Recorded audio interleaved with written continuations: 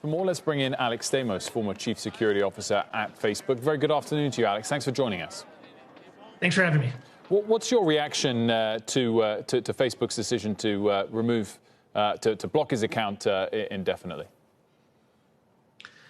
So I think it was the right move to make yesterday. That all of the tech companies have a really difficult balancing challenge here, which is that we as a society don't want incredibly powerful corporations deciding who are legitimate speakers in a democracy.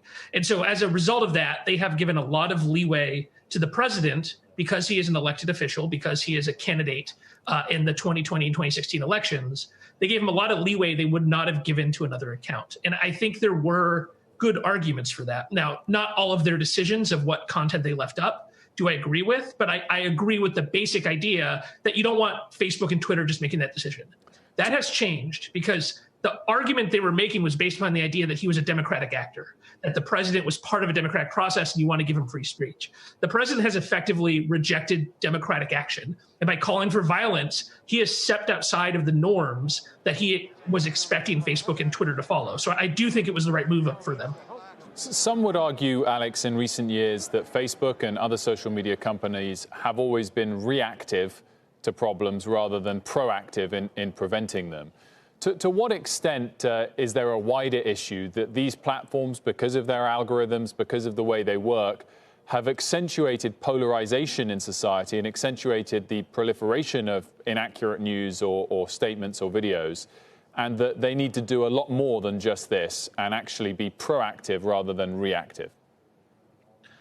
So there's two issues there. On the proactive reactive, I agree. And one of the problems has been that the companies have not publicly announced the red lines of that if somebody crossed them, such as the president, that they would enforce. And I think that's something that is going to have to change because the fact that they are making these decisions in reaction to the president's activity and to people on the other political side means that they're going to be a constant political football. And so they're going to have to change that.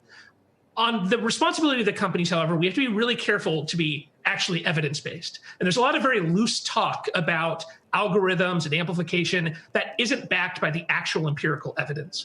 And so somebody like the president is a newsworthy figure. He has the entire Republican Party. He has Fox News and a huge media ecosystem. The things he says is going to be amplified massively. And so when it comes to the president himself, talking about algorithmic amplification, I don't think is actually that relevant. This is much more about the equities that we want to balance in a democracy and what are the responsibilities of the companies to respect the democratic process versus the responsibilities to take down speech that could possibly cause violence. Did you see Chris Sacca's note, an investor who was an early investor in Twitter? I mean, he went really hard after these companies saying, for 4 years, you've rationalized this terror. Inciting violent treason is not a free speech exercise. If you work at those companies, it is on you too. Shut it down. How much responsibility do you think the companies themselves bear for allowing this speech, promoting this speech, allowing these groups, this mob to organize and to carry out something like what happened yesterday? So they do have responsibility. I mean, the primary responsibility for the actions of these individuals are them.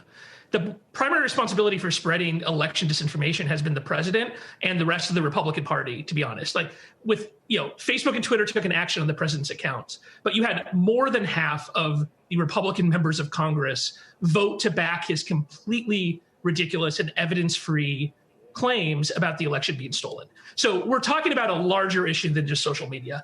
Also, to be frank, the traditional media has a responsibility here. There's no corporation in the world that has done more to mainstream Donald Trump than the National Broadcasting Corporation of all companies. And so we got to be real careful about seeing him in the context of an overall media environment that he was able to manipulate as a showman, as a reality TV star, which then included his Twitter and Facebook personas, but not exclusively those. And there's a failure at many different levels at the tech companies, but honestly, there's a much larger failure within the Republican Party and a pretty big failure within the traditional media as well. Shepard Smith here. Thanks for watching CNBC on YouTube.